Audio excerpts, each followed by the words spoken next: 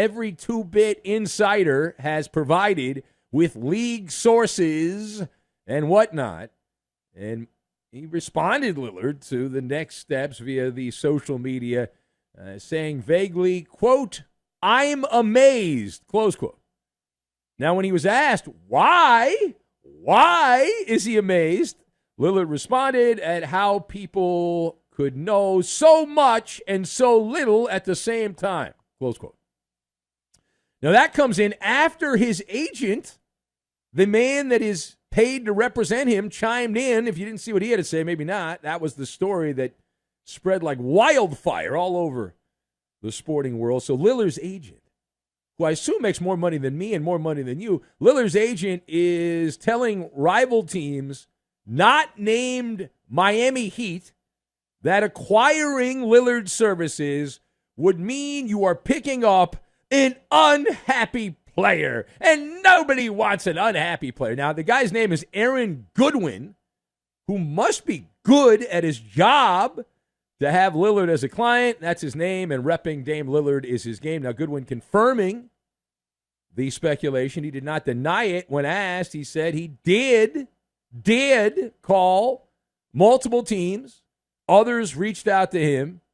He said, quote, truthfully, Dame, wants to play in Miami, period. So let us discuss. Now, Dame Lillard's agent saying that his client only wants to play in Miami. How will this message play out in the NBA? How would it resonate around the NBA? So I've got Seizure, Irish Bull, and Toxic. And we will combine all of these things together, and we are going to make a brand new set of tires, which you can get, by the way, at TireRack.com. So, Dame Lillard, what he should do is text his agent. So they got to get on the same page here, right? Because the agent is the one that is floating a lot of the dirt that is flying everywhere. And he confirmed it. That's the thing about it. Like, Lillard seems blown away by all these stories. The agent was the one that said, yeah, I did it. Yeah.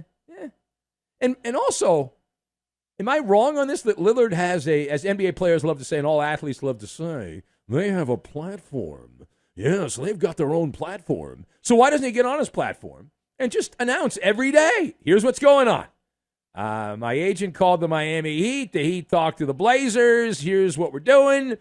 He could do that if he wants. You don't need Woj or shams.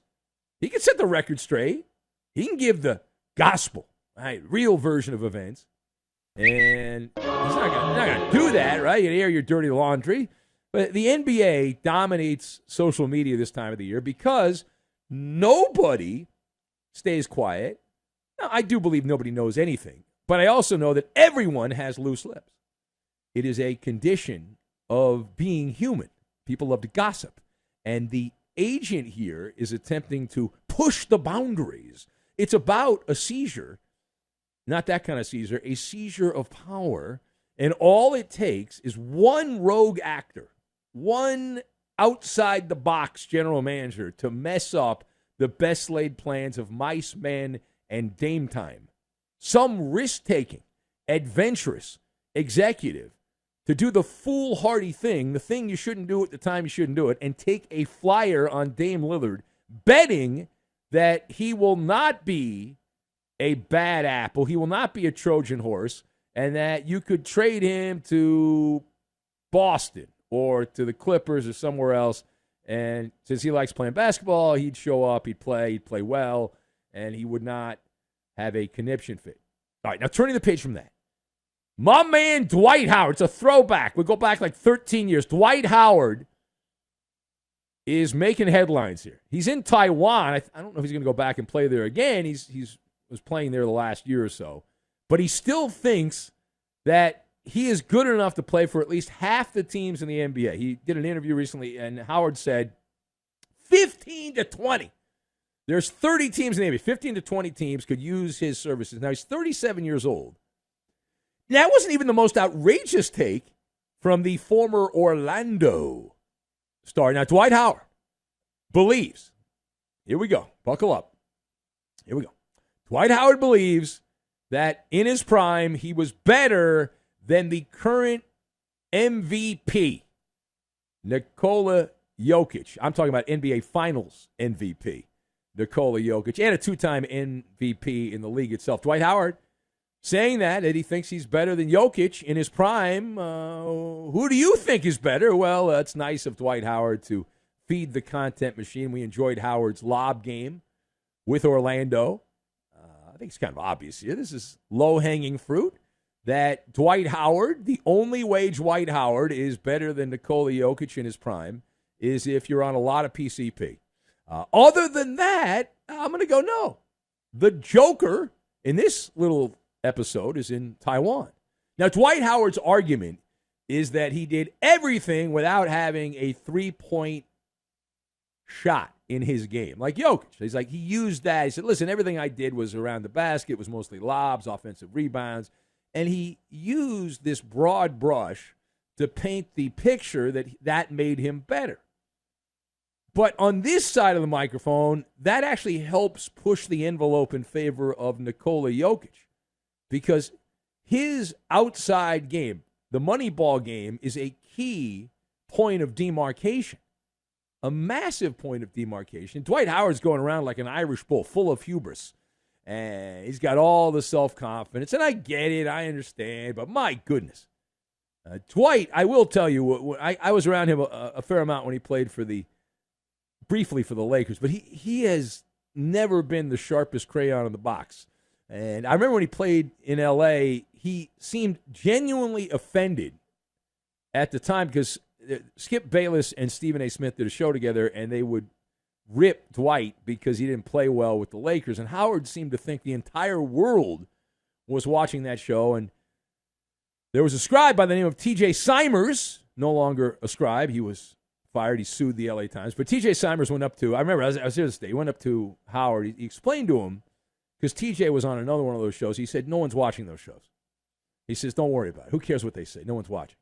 And Dwight was having none of it. He would not back down. In his head, he was convinced that everyone and their uncle was watching those shows. And it's like, no, very, very small amount of people actually watch that. All right, last word here. So we now head to what many would say the main event. Don't bury the lead, my man. All right, well, this is kind of not the lead, but it's a great story. The life and times of Victor Wembanyama and his security detail, which backhanded a pop idol from back in the day. If you're old enough to remember Britney Spears. Yeah, if you loved Britney Spears, you're old. But Britney Spears got backhanded right in the face. Bam! Pow!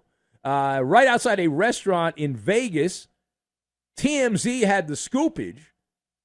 Now, Britney Spears said that Wemby was wrong when he stated after the fact that she grabbed him from behind. She claims it was just a friendly tap on the shoulder.